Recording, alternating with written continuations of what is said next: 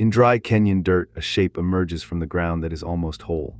A skull, a jaw, ribs curving up out of the sediment like the hull of a small overturned boat. Arms, legs, spine, nearly all of it, laid out as if the earth had chosen to keep this one on purpose. In more than a century of searching for our ancestors, nothing this complete had ever been found before it. This is the most complete ancient human ever recovered. Not a warrior, not a chief, not a hunter who fell in his prime. A sick little boy, 8 or 9 years old, who lay down by the edge of a marsh and died there alone 1.5 million years ago. There was no one to save him, and afterward no one to bury him. And in his lonely, perfect bones lies the oldest ache the human heart still carries, the same ache we will see that lives in you. His world is water and grass and heat, and it is enormous. A vast lake spreads across the land where northern Kenya is now, ringed by reeds and dotted with the drinking herds that come and go with the light. His people are Homo erectus, tall, long-limbed, striding, the first of our ancestors built like us, made to walk and run across open country all day under a hard sun. They are, in body, astonishingly modern. You would know them from a distance as people. This is the ancestor who first mastered fire, who spread out of Africa and across the old world, whose long legs and narrow hips are built, unmistakably, for the endurance walking that made our whole lineage what it is. The boy belongs to a species at the peak of its powers, and even that is not enough to save one child. He himself is already tall for a child, more than 1.5 meters. Had he lived, he would have grown to the full height of a modern man, perhaps 6 feet, lean and powerful. His body is made for this landscape, for the long marches between water and shade, for a life spent on foot beneath the sky. His mother knows him the way every mother has ever known a child. By his walk, by the sound of his breathing at night, by the particular way he is, the specific small person he is that no one before or after will ever be again. Her people are clever in the ways that matter out here. They make sharp tools from stone, they carry and control fire, they cooperate and share, and in some way we cannot fully prove, they grieve. They can do 1,000 things that no other animal on earth can do. They are not helpless. They are among the most capable creatures the world has ever produced. But there is one thing they cannot do, and it is the thing this whole story turns on. They have no medicine. Not really, not the kind that reaches inside a body and stops something from going wrong in the blood. There is no root, no ritual, no tool anywhere in their entire world that can undo an infection once it takes hold. They have conquered the landscape, the predators, the cold and the hunger, and they have no power at all over the smallest enemy of all. And something inside her son is beginning, very quietly, to break. He does not complain much because complaint is not in the grain of these people. He simply grows a little more still each day, and only his mother reads the change. A parent always knows first. It starts as almost nothing at all, the kind of thing that happens to every child who has ever lived. A baby tooth works loose and then it is gone, leaving a small gap and a sore place in the gum. This is ordinary, this is childhood, but this time where the tooth came out, the gum does not close clean, and into that small raw opening something gets in. We know this is real, not invented, because his actual jaw tells us so. The fossil mandible carries the unmistakable mark of an abscess, a pocket of infection set exactly where a deciduous molar was shed. The bone itself recorded his sickness and held onto that record for 1.5 million years. It is one of the few times we can look at an ancient skeleton and read, with real confidence, what was going wrong inside a living body. Most of the dead of deep prehistory tell us only how they lived. This boy is rare because his bones also whisper how he died, and the answer is heartbreakingly small. At first he only chews on the other side, favoring the sore place the way any of us would. Then the side of his face begins to swell, and the swelling is warm to the touch, and it does not go down. His mother presses her palm against his cheek and feels the heat rising under his skin, and she does not yet understand what that heat means because she has no way to understand it. There is nothing in her knowledge that names this quiet, invisible thing. Here is the cruelty of it, told plainly, the way the delivery of this story demands. An infection like this does not always stay politely in the jaw. It can slip into the bloodstream, and once it is in the blood it travels everywhere at once, and the whole body begins to burn trying to fight an enemy it cannot reach. We have a clean clinical name for that now, septicemia, blood poisoning. They had no name for it and no defense against it. They only had a child who was hot and getting hotter and slower and quieter.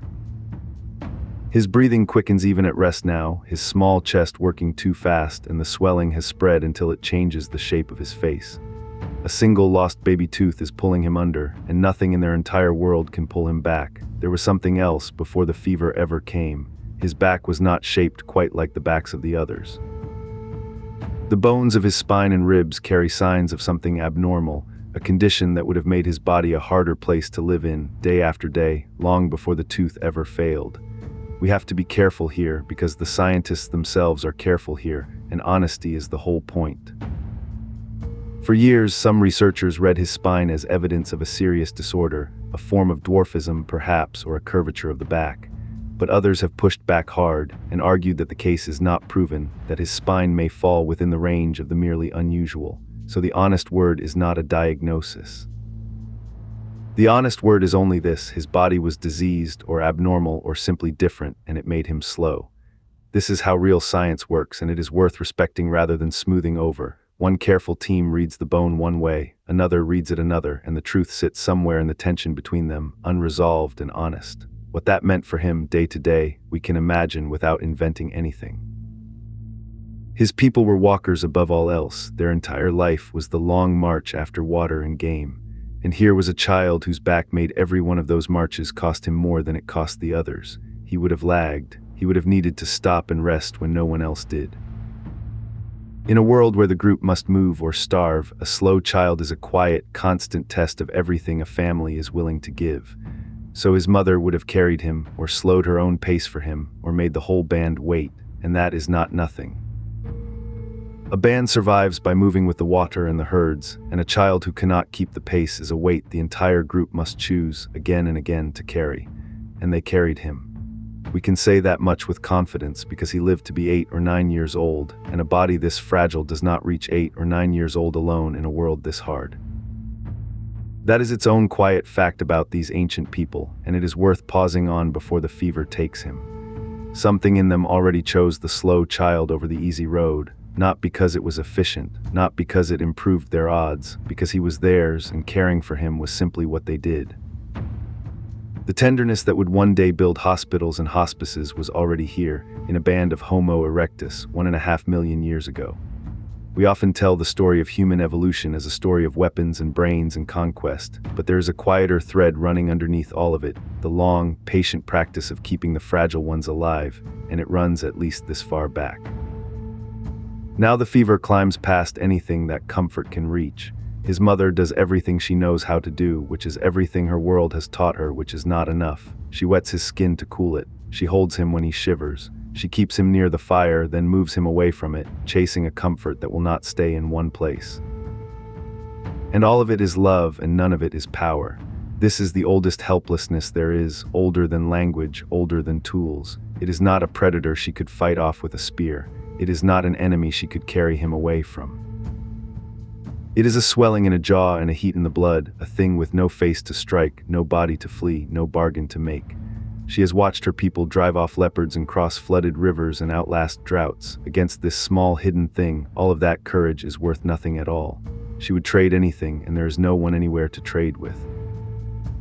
The landscape around her simply does not care, and that indifference is its own kind of horror. The lake still shines. The herds still come down to drink. The world goes right on being beautiful while her son slips out of it, and the beauty of it is an insult she has no words to name. Every parent who has sat in a hospital corridor while sunlight came through the window knows this exact particular cruelty, that the world does not so much as pause. It did not pause for her either. This is the exact thing we share with her across 1.5 million years, not the tools, not the fire, not the clever hands. This. The moment a parent finally understands that love, the strongest thing they have ever possessed, is simply not strong enough to hold a child in the world. She holds him while his breathing changes and grows shallow. She holds him after it stops. And whatever grief looks like before anyone has invented a way to mourn, no song, no rite, no words for any of it, that formless, wordless ache is what fills her now in the dark beside a marsh that does not care. There is no grave, no one digs into the earth, no one shapes a place to lay him and covers him over with care. That is not what these people do, as far as everything we have found can tell us. Deliberate burial is still hundreds of thousands of years in the future, an invention his kind will not live to make. So his small body comes to rest in the reeds at the edge of a shallow marsh, where the band left him, or where he simply lay down for the last time. The water moves in around him, slow and brown and patient, in no hurry at all. And then the three soft, terrible absences that the delivery of this story asks us to speak plainly, one at a time. No grave, no ochre, no red pigment pressed into his skin, no color laid on him to say, without words, that he mattered. No antlers, no gift, no small thing set beside him to carry into wherever the dead were thought to go. Just water and reeds and silence. And here's the bitter turn, the thing that stops your breath if you let it. That very loneliness is the only reason we have him at all. Because he sank into the marsh instead of lying out on the open ground, the scavengers never found him. No hyena scattered his bones across the plain. No vulture carried the small pieces of him away. The water and the soft mud closed over the boy and held him gently, completely, without a single disturbance for 1.5 million years. On the open savanna, a body lasts hours. The plains are an efficient machine for erasing the dead, and almost everyone who ever lived out there vanished without a trace. He is here only because the marsh made an exception. The exact thing that broke his mother's heart is the thing that kept his heartbreak whole. No one buried him. The swamp did, and that is the only reason we know he ever lived. He lay in the dark of the earth while the whole world changed above him beyond recognition. The Great Lake shrank and shifted. The land dried and cracked. New kinds of humans rose and spread and rose and spread again, until they had forgotten there was ever an older kind at all. And still the marsh, long since gone to dry rock, kept its boy. Then, in 1984, a man named Kemoya Kaimu walked that dry ground near the Narration River.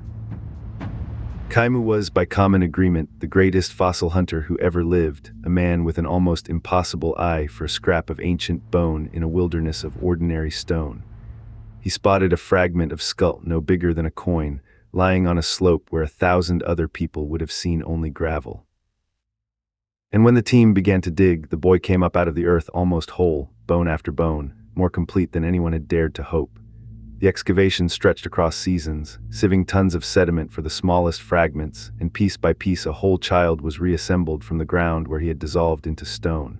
There is something almost unbearable in the shape of that meeting across time. A child lost for 1.5 million years, unmourned and unburied, found at last by the finest pair of eyes that ever searched the earth for the dead. They gave him a name that is really just a number in a catalog, KNMWT 15,000, but the world calls him the Turkana boy, and that name is closer to the truth of him. A number is what science needs to file him. A name is what the rest of us need, because you cannot grieve a catalog entry and something in us wants to grieve this one. We now know an astonishing amount about this one small person, how tall he stood, how he walked, the shape of his ribs, the abscess in his jaw, the strangeness in his spine, the age he had reached when he died. We can read his body more closely than we can read some of the living people around us, and yet the loudest thing his bones say is not anatomy at all. The loudest thing they say is that a human heart broke here, 1.5 million years ago, in precisely the way a human heart breaks now. Mercy and helplessness, it turns out, are the same organ. The power to love a child and the powerlessness to save one came into the world together in the same chest at the same time, and they are that old. His mother could comfort him. She could not cure him. And in that single ancient, ordinary, unbearable defeat is the whole of what it has always meant to be human. The heart, in all its tenderness and all its limits, is 1.5 million years old, and it has not changed at all.